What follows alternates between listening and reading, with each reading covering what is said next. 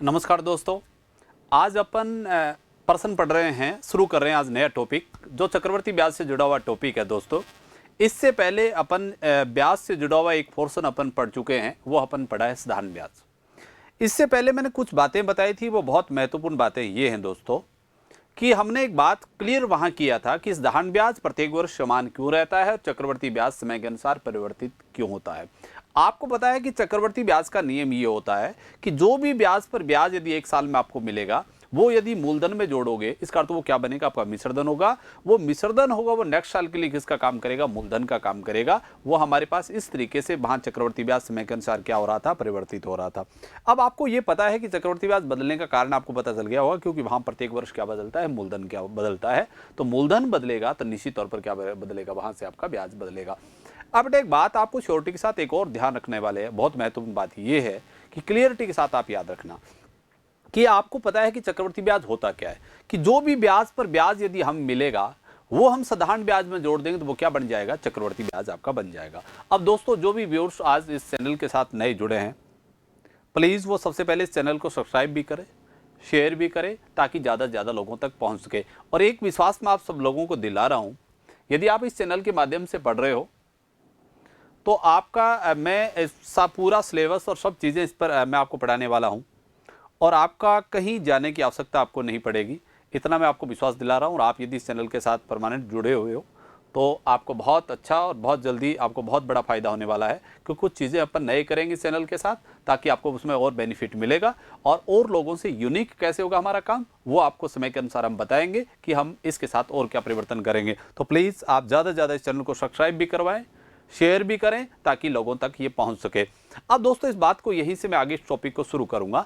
आज मैं इस टॉपिक को और एक और ध्यान रखना है, चक्रवर्ती ब्याज के प्रश्न आपको पहले माइंड में रखना है कि प्रश्न किस प्रकार के बनेंगे। सर प्रश्न बनेंगे वो अलग अलग टाइप के बनेंगे, और हमारा प्रयास यही होगा कि मैं एक एक चीज को पकड़ूंगा और क्रम से उसको पढ़ाऊंगा, ताकि चीजें समझने में दिक्कत नहीं आएगी। और चक्रवर्ती ब्याज को यदि ईमानदारी से आपने इस टॉपिक को में इस क्लास को लिया है, तो मैं आपको श्योरिटी के साथ कह रहा हूं, जिंदगी में आपका कभी भी चक्रवर्ती ब्याज का प्रश्न गलत नहीं होगा।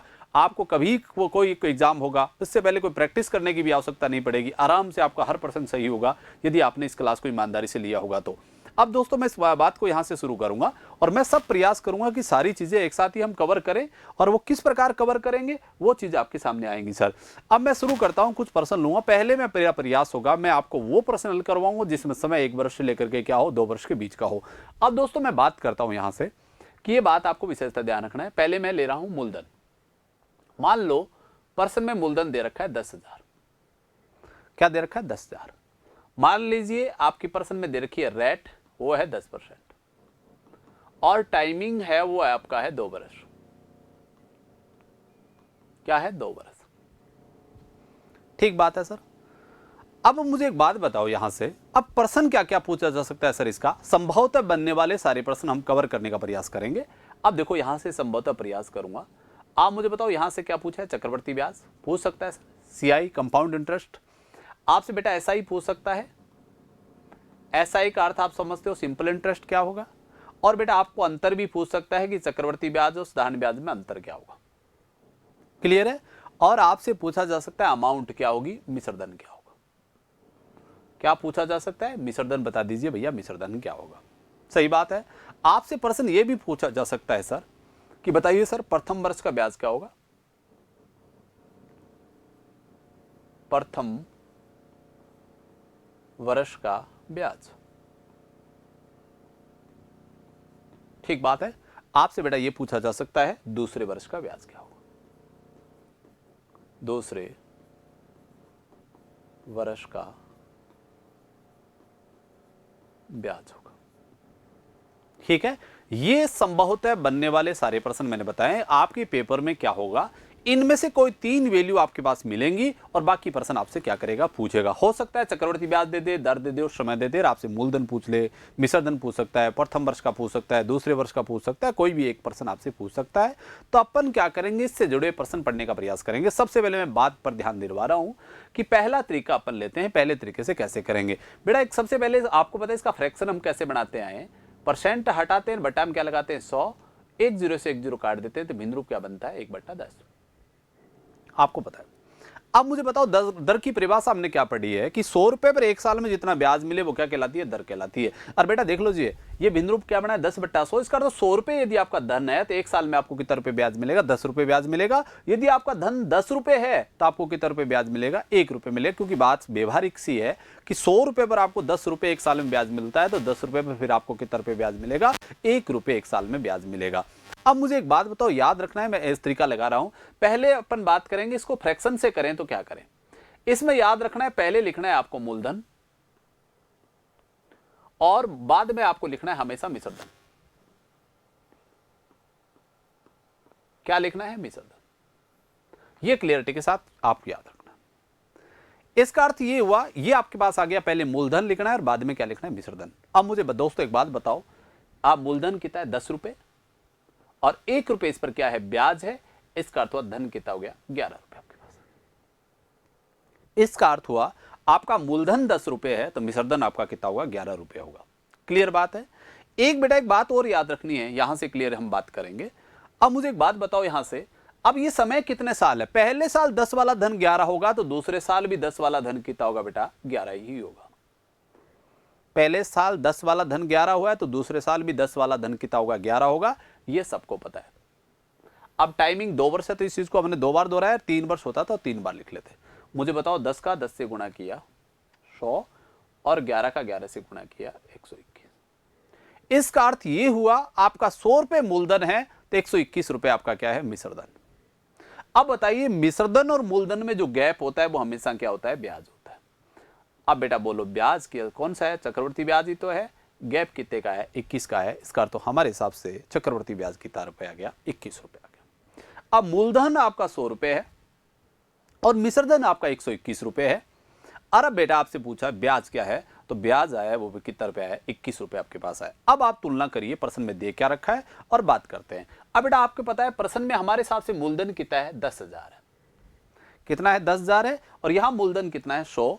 इसका अर्थ हमारे 100 रुपए हैं वो ओरिजिनल कितने के बराबर है, 10,000 के बराबर है। तो आपका 1 रुपए कितने रुपए बराबर आ गया, 100 रुपए के बराबर आ गया। इसका अर्थ आपने जो भी 1 रुपए मान रखा है वो ओरिजिनल कितने रुपए बराबर है, 100 रुपए के बराबर है। अब मुझे बताओ, मैं आपसे पूछूं भैया मिश्रधन क्या होगा, 121 गुणा 100 तो आपका कितना हो जाएगा, 12,100। मिश्रधन पूछे तो जवाब क्या होगा, 12,100। क्योंकि आपके हिसाब से मिश्रधन कितना है, 121 है और एक की कीमत आपने क्या निकाली है, 100। तो 121 का गुणा किससे कर दिया, 100 से, तो आपका जवाब हो गया 12,100। क्लियर बात है। अब बेटा आपको पूछे चक्रवर्ती ब्याज बताओ सर कितना है, तो चक्रवर्ती ब्याज है कितना, 21 और 21 का गुणा किससे कर देंगे, 100 से। इसका अर्थ ये हुआ आपका चक्रवर्ती ब्याज कितना रुपए आ गया, 2100 रुपए आपके पास आ गया। क्लियर बात है। बताइए मूलधन कितना है, 12,100 है और आपका ब्याज है वो कितना रुपए है, 2100 रुपए। दोनों चीजें आपके पास आ गई। अब इस प्रश्न का जवाब आपके पास आ गया। पर एक बात और बहुत महत्वपूर्ण बातें हैं, आप कर सकते हो, लगभग आपके प्रश्न इस तरीके से हो जाएंगे। पर बेटा याद रखना है, इस प्रश्न में चक्रवर्ती ब्याज तो आपने बता दिया, अब इससे क्या नहीं बता पा रहे हो, साधारण ब्याज आप नहीं बता पा रहे हो और ना आप अंतर बता पा रहे हो, आप मिश्रधन बता रहे हो, ना आप प्रथम वर्ष का बता पा रहे हो। इसका अर्थ इस सूत्र से तो केवल हम क्या बता पा रहे हैं, चक्रवर्ती ब्याज बता पा रहे हैं, मिश्रधन बता पा रहे हैं। केवल 2 प्रश्न संभवतः बताए जा रहे हैं, पर बाकी प्रश्न हम नहीं बता पा रहे हैं। ना तो हम साधारण ब्याज बता पा रहे हैं, ना हम अंतर बता पा रहे हैं, ना हम प्रथम वर्ष का बता पा रहे हैं, ना हम दूसरे वर्ष का बता पा रहे हैं। तो याद रखना है, इससे आप इजी सी चीजें दे रखी हो तो आप कर भी सकते हो, अप्लाई कर सकते हो। पर याद रखना है, इस सूत्र का प्रयोग कभी भी आप करें तो एक बात ये तो पक्का आप नोट कर लेना, इस सूत्र का प्रयोग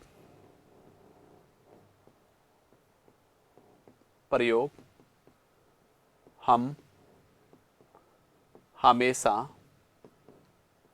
दर और समय निकालने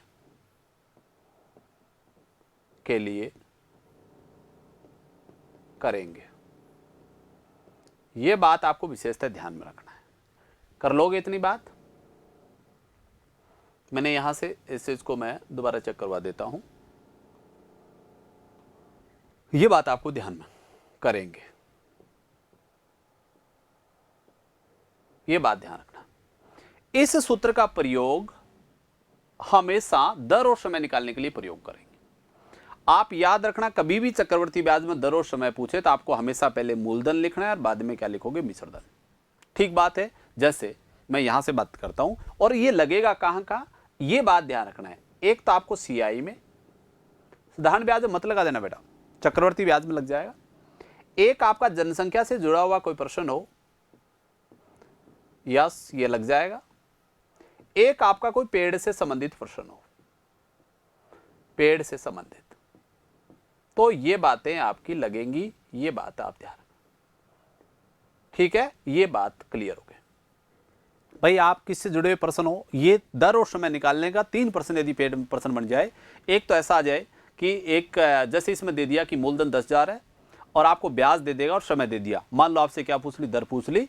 इसी प्रकार यदि आपको दे दे कि एक कस्बे की जनसंख्या 10,000 है और 2 साल बाद कस्बे की जनसंख्या 13,310 हो जाती है, 12,100 हो जाती है 2 साल बाद, तो फिर बताइए कि जनसंख्या में ग्रोथ प्रति वर्ष कितनी है। या कई बार प्रश्न ऐसा आ जाता है, एक पेड़ की वर्तमान ऊंचाई 64 मीटर है, प्रति वर्ष पेड़ की ऊंचाई में 12 से ही 1/2% की वृद्धि होती है, तो बताओ कितने वर्ष बाद पेड़ की ऊंचाई 81 मीटर हो जाएगी। समय आपसे पूछ लिया गया, इस टाइप की बात करेगा। अब मुझे कभी, जैसे एग्जाम आप बहुत देखते आए हो, प्रश्न ऐसे आता है, अभी मैं यहाँ एग्जाम्पल ले रहा हूँ, इसका एक एग्जाम्पल।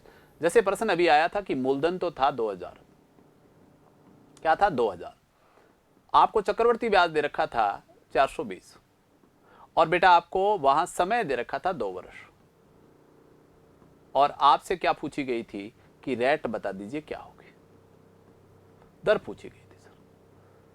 अब दर निकालने के लिए कुछ नहीं करना था सर, इजी वे में काम कर सकते थे। वो ही काम, पहले मूलधन लिखो और बाद में मिश्रधन लिखो।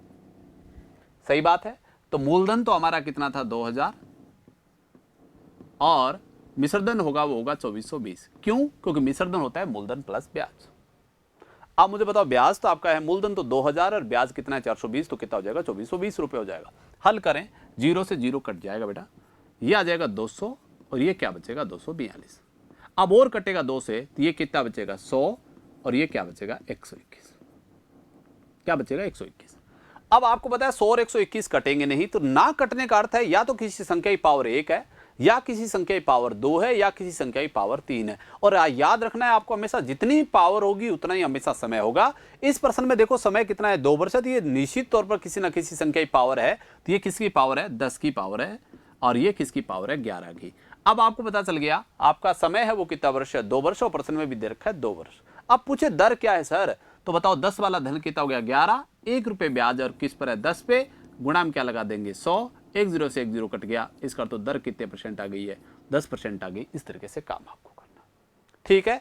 अब आपको पक्का पक्का याद रखना है, मैं कभी भी आपसे प्रश्न पूछूं कि बताइए बेटा दर और समय निकालने के लिए क्या यूज करोगे, तो पहले क्या लिखा जाएगा मूलधन और बाद में क्या लिखा जाएगा मिश्रधन। ये बात आपको विशेषतः ध्यान में रखना है। अब इसी प्रश्न की बात की मैंने, एक एग्जाम्पल लेकर के याद रखना है, और ये कितने टॉपिकों में लगेगा 3 जगह लग जाएगा सूत्र। तो आपको पता चल गया चक्रवृद्धि ब्याज में, जनसंख्या में और पेड़ से संबंधित कोई प्रश्न पूछेगा तो भी आप कर सकते हो, अप्लाई कर सकते हो, चीजें एक ही है। अब आपको पता चल गया, जैसे उदाहरण मैंने लिया था, मूलधन कितना था 2000, आपका चक्रवर्ती ब्याज कितना था 420 और समय आपके पास कितना था 2 वर्ष था, और आपको रेट बतानी थी, तो मूलधन आपने 2000 लिख लिया, सब चीजें आपने लिखी है, इस तरीके से काम आपने किया है। अब दोस्तों मैं बात करता हूं, आगे बढ़ाता हूं, भाई हम इस प्रकार से काम करें ताकि सारे जवाब आपके पास आ जाए, ठीक है। तो मेरे पास पता था, यहां से मैं चेक करवाता हूं कि दूसरा तरीका अप्लाई करूंगा। मुझे बताओ मेरा मूलधन 10, मेरे को यह पता है पहले साल आपको पता है दर कितनी है 10 सेंट है। 10% का अर्थ क्या है 1/10। इसका अर्थ ब्याज की साल दर पहले 1/10 है, तो दूसरे साल भी क्या होगी 1/10। सही बात है, हमारे को आज पता है। अब मुझे बताओ 1/10 तो पहले साल है और 1/10 ही दूसरे साल है। इसका अर्थ पहले साल भी 10 रुपए पर 1 रुपये ब्याज और दूसरे साल भी 10 रुपए पर क्या है 1 रुपये ब्याज है। मैं यहां से बेटा बात करूं कि मेरा मूलधन का मैं मूलधन से मल्टीप्लाई करूंगा, तो 10 का 10 से गुणा करूंगा बेटा कितना होगा 100। ये मैं क्या कर लेता हूं, एक मानक मूलधन मेरा मान लेता हूं कि ये क्या है, मेरा एक माना हुआ मूलधन है। सही बात है। अब मुझे पता है इस पर ब्याज पहले निकालना है। अब मुझे एक बात बताओ, टाइमिंग कितने वर्ष है 2 वर्ष है बेटा, तो क्या बना दूं, पहले साल भी दर क्या है 1/10 और दूसरे साल भी क्या है 1/10। आपको पता है 100 का 10% निकाल लीजिए या 1/10 कर लीजिए, मान में क्या नहीं होगा, कोई फर्क नहीं होगा, कोई अंतर नहीं होगा। अब मुझे बताइए 100 का 1/10 करूंगा बेटा, 100 का 1/10 का अर्थ हुआ 100 में 10 का भाग देना, और 100 में 10 का भाग 10 बार जाएगा। इसका अर्थ ये भी कितना आ गया 10, और ये 100 का 1/10 करूं तो ये भी क्या आ गया बेटा 10 आ गया। क्लियर बात है, ये बात आपको पता हो गया होगा। अब एक बात आप गौर कर लीजिए, यहां से आप सबको पता है कि साधारण ब्याज प्रत्येक वर्ष क्या रहता है, समान रहता है। अब मुझे बताओ यहां साधारण ब्याज पहले साल कितना है 10, तो दूसरे साल भी क्या है 10। इसका अर्थ हुआ मेरे पास ऐसा ही आया है, वो कितना है 10 और 10 जोड़ूंगा तो मेरे पास कितना आ जाएगा 20। बेटा एक साल का 10 रुपए तो 2 साल का 20 होगा, 3 का 30 होगा, 4 का 40 होगा, 5 का 50 होगा, 6 का 60 होगा, 7 का 70 होगा, क्योंकि साधारण ब्याज प्रत्येक वर्ष क्या रहता है, समान रहता है। सही बात है। अब मेरा काम क्या होगा कि भैया ब्याज पर ब्याज हमें निकालना पड़ेगा, और ब्याज पर ब्याज, इसको आप कुछ लोग इसको एकल दर से भी कर लेते हैं। बेटा ये एकल दर भी बनेगी, ये बात ध्यान रखना है। अब मैं इसको प्रश्न को अटेम्प्ट करूं तो कैसे करूंगा, ध्यान रखना है आपको कैसे अटेम्प्ट होगा। मुझे पता है पहले साल के ब्याज पर ब्याज लगेगा, और वो कौन से साल में इंक्लूड होगा, दूसरे साल में इंक्लूड होगा। अब मुझे बताओ पहले साल के ब्याज है वो कितना है 10 है, और इस पर ब्याज हमें मिलेगा, और कितने साल मिलेगा 1 साल। दर क्या है 1/10, तो बेटा 1/10 करूंगा, 10 का 1/10 किया तो मेरे हिसाब से मेरे पास कितना रुपया आया 1 रुपये इंक्लूड होके आ गया। क्लियर बात है।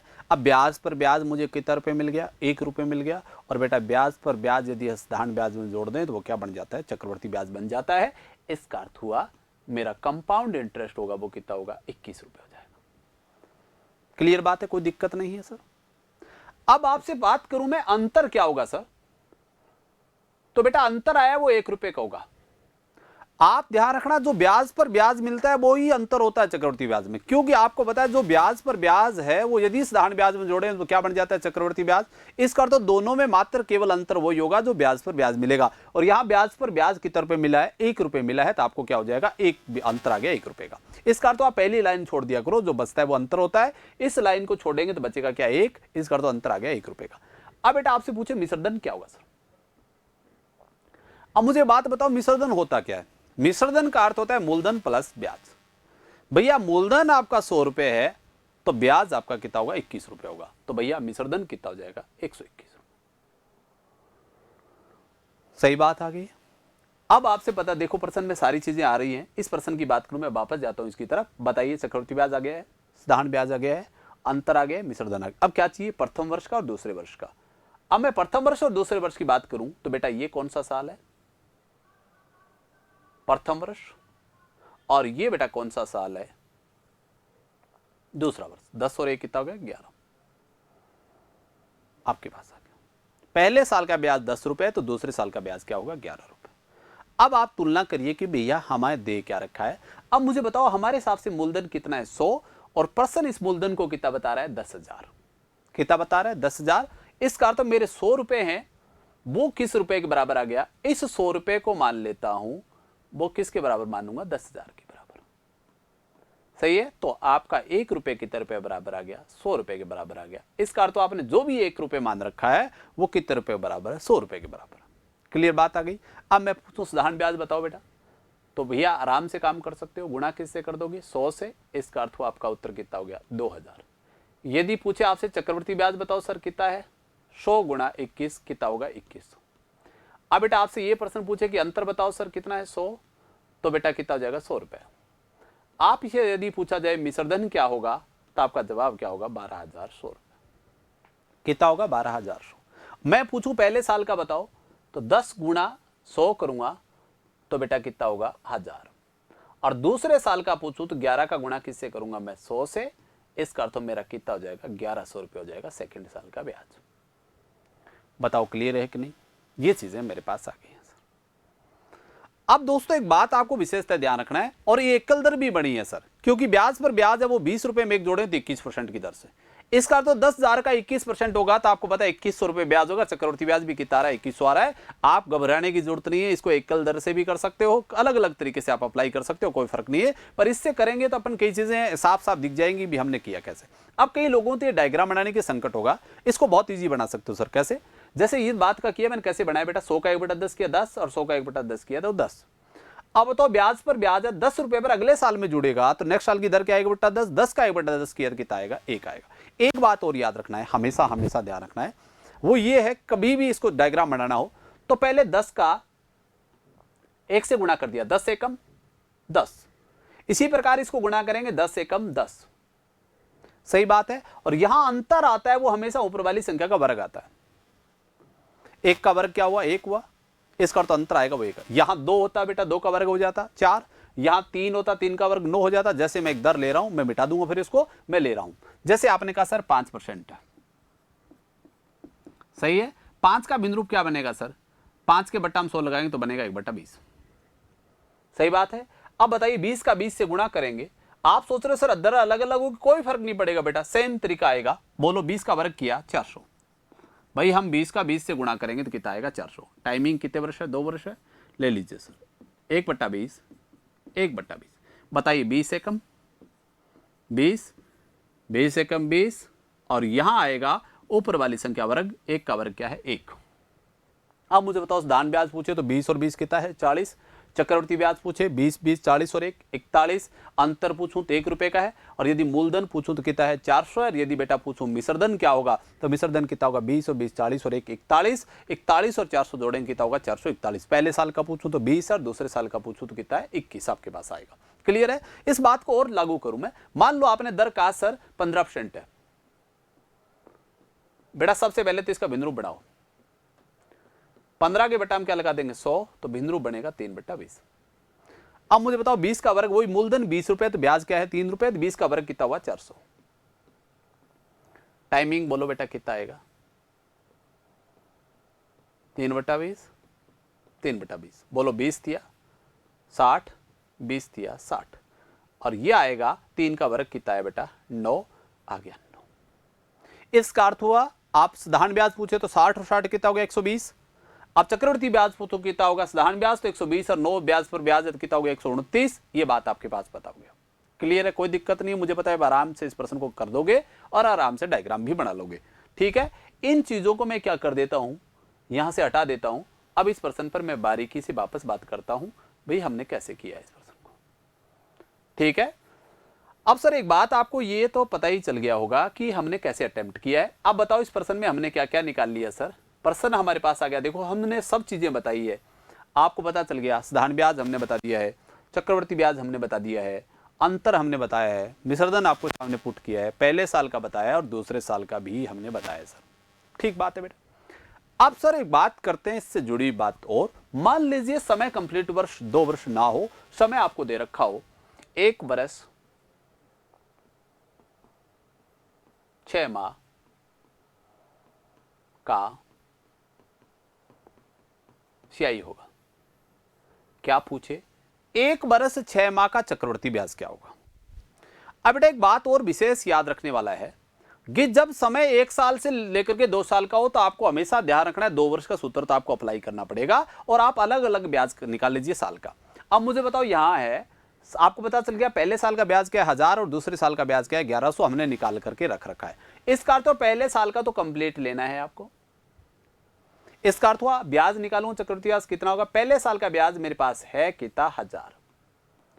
अब मुझे बताओ दूसरे साल में से कितने महीने का चाहिए? 6 महीने का चाहिए। अब पूरे साल का ब्याज है वो कितना है? 1100 रुपए है, और 6 महीने का अर्थ होता है 1/2 वर्ष। भैया 6 में 12 का भाग दें क्या बनेगा? 1/2 वर्ष। बताओ टोटल कितना हुआ फिर? ये होगा 1000 में कितना जोड़ दूंगा सर?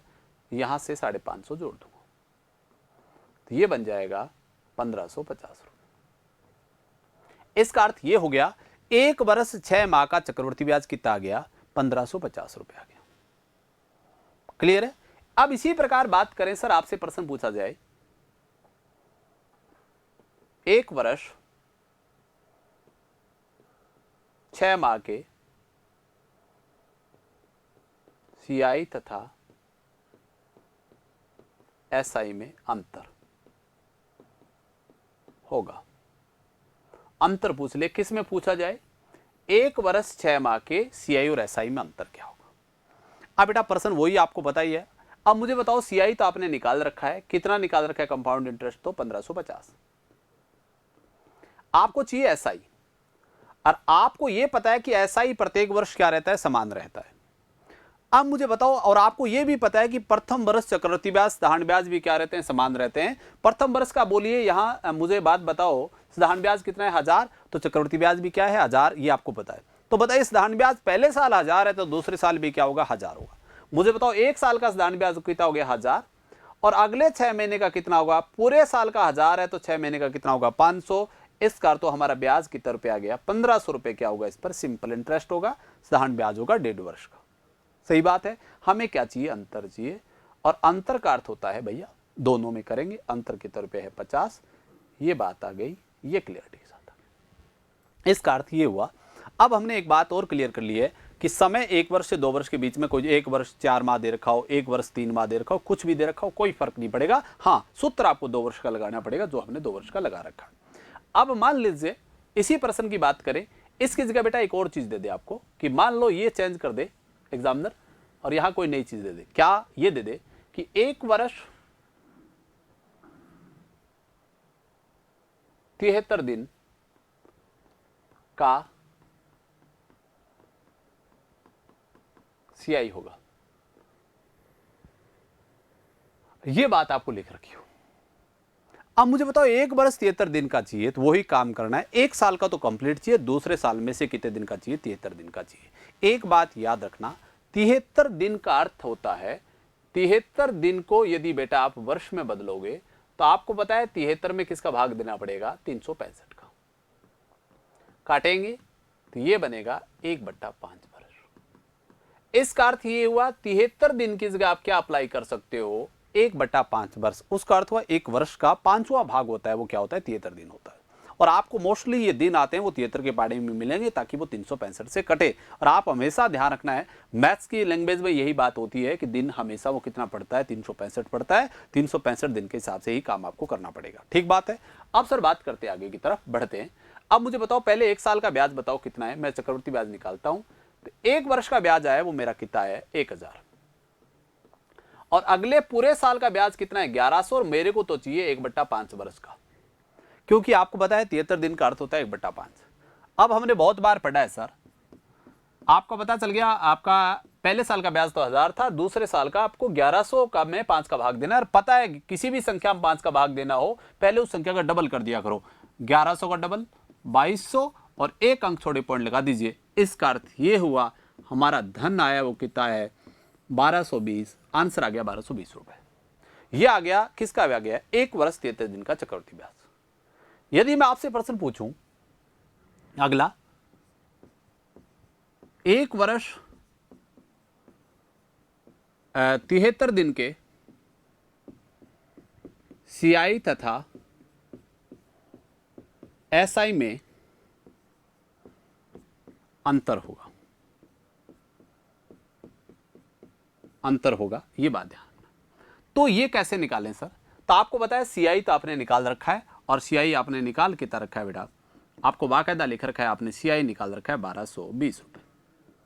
एसआई क्या होगा सर, एसआई होगा, मुझे बताओ पहले साल एसआई कितना है 1000, दूसरे साल का भी एसआई 1000 ही होगा, पर 1000 का क्या करना पड़ेगा 1/5, तो आपके पास आ जाएगा सर, ये करेंगे तो ये हो जाएगा 1000 प्लस आपके पास 200 और आ जाएगा, तो बताओ ये कितना होगा 1200 रुपये। अब मुझे बताओ एसआई तो है आपके पास 1200 रुपये, और सीआई आपके पास है 1220 रुपये। तो मुझे बात बताओ अंतर कितना आ गया, 20 रुपए का अंतर आ जाएगा, क्योंकि 1220 और 1200 में अंतर कितने रुपए का है 20 रुपए का।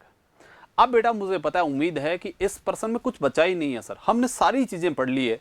समय चाहिए 1 वर्ष से 2 वर्ष के बीच का हो, कुछ भी दे रखा हो, दिन है, माह है, महीने, कुछ भी हो, हम सारे प्रश्न अप्लाई कर सकते हैं यदि ईमानदारी से इसको आपने पढ़ा है। और इसको प्लीज आप नोट्स बना लेना है, तो ये चीजें फिर आप भूलोगे भी नहीं।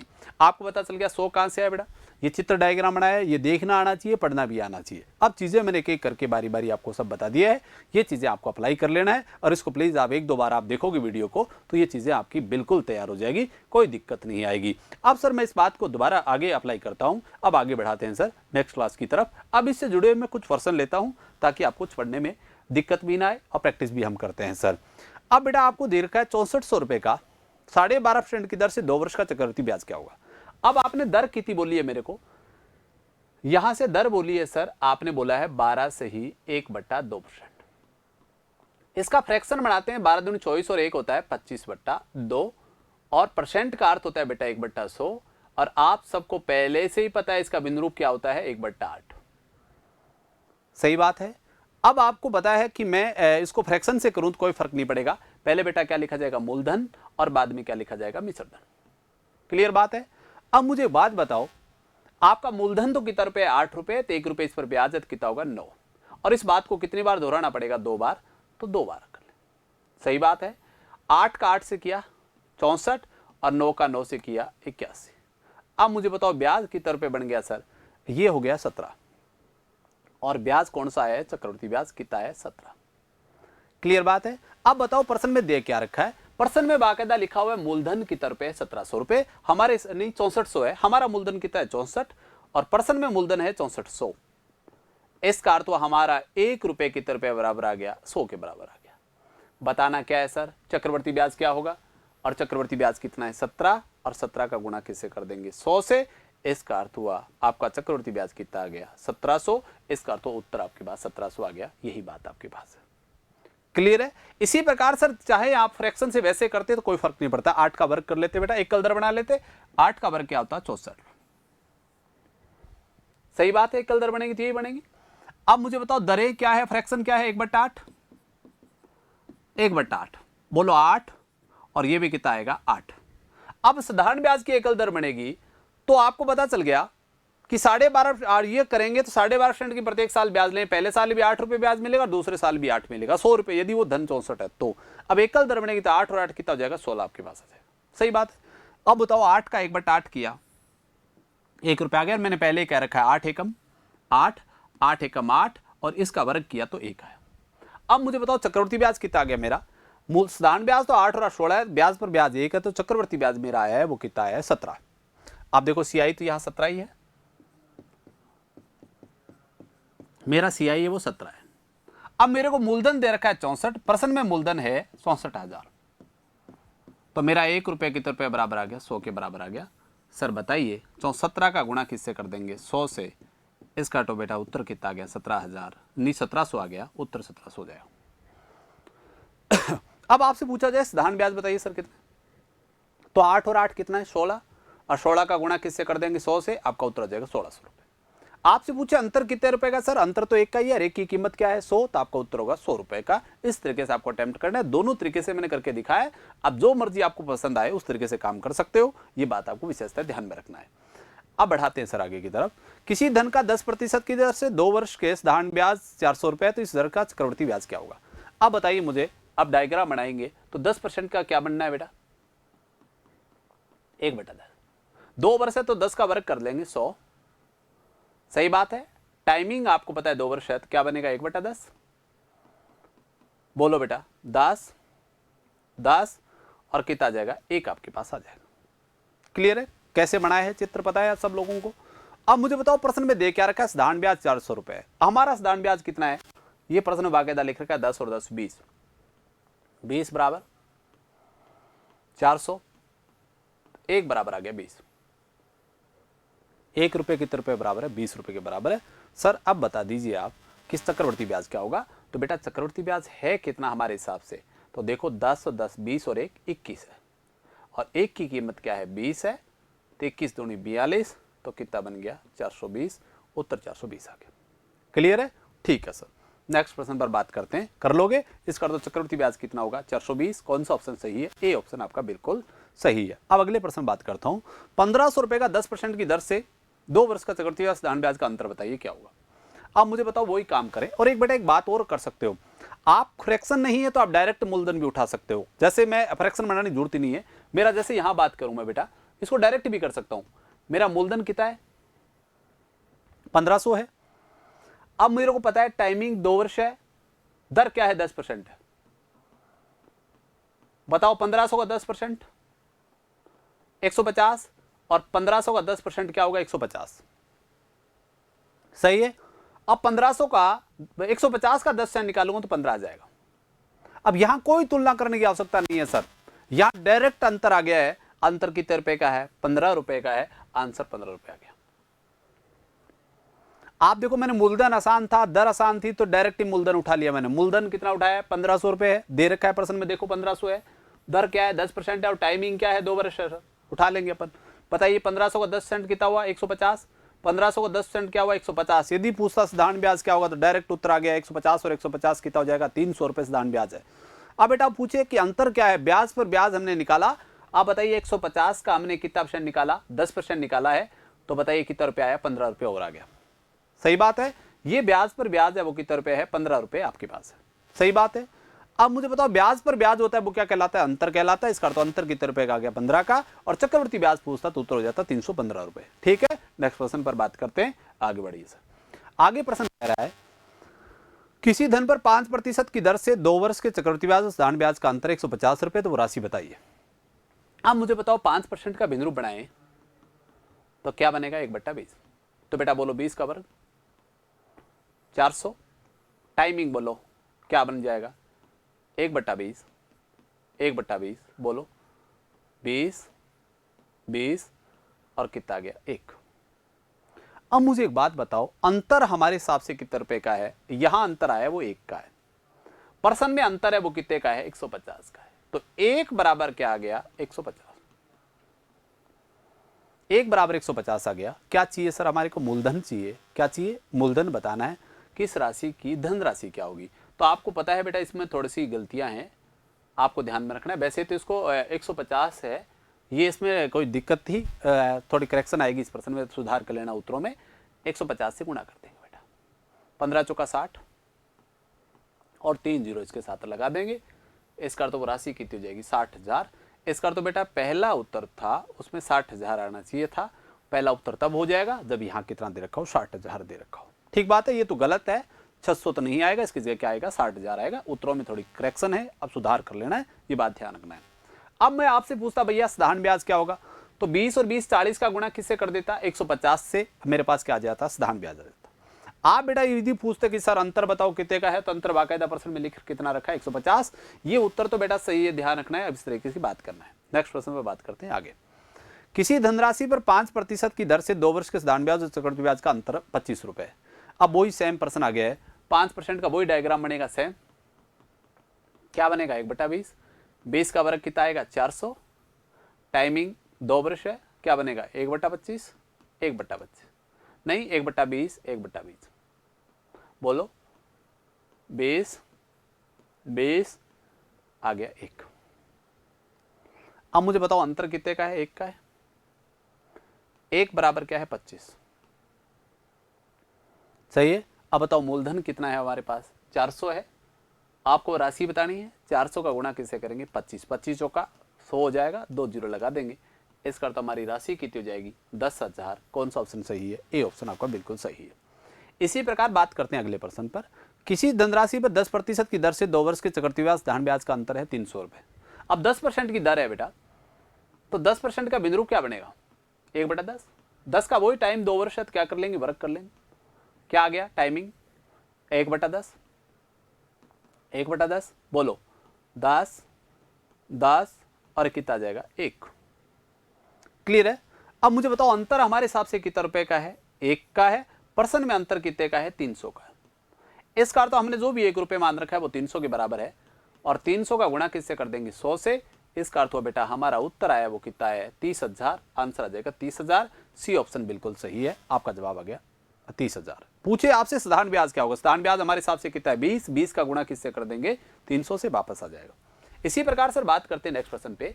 एक निश्चित धनराशि 2 वर्ष में 10% की दर से ब्याज की दर से 12,100 रुपए हो जाती है, वो धनराशि क्या है? इसका अर्थ 12,100 रुपए हो जाने का अर्थ मिश्र धन आपको दे रखा और आपको बताना है वो राशि क्या होगी। अब मुझे बताओ 10% का वही काम करते हैं, डायग्राम क्या बनेगा? 1/10। तो बोलो 10 का वर्ग 100। ये क्या आ जाएगा बेटा? बोलो 1/10। 1/10 ये क्या आ जाएगा? 10 10 और 1।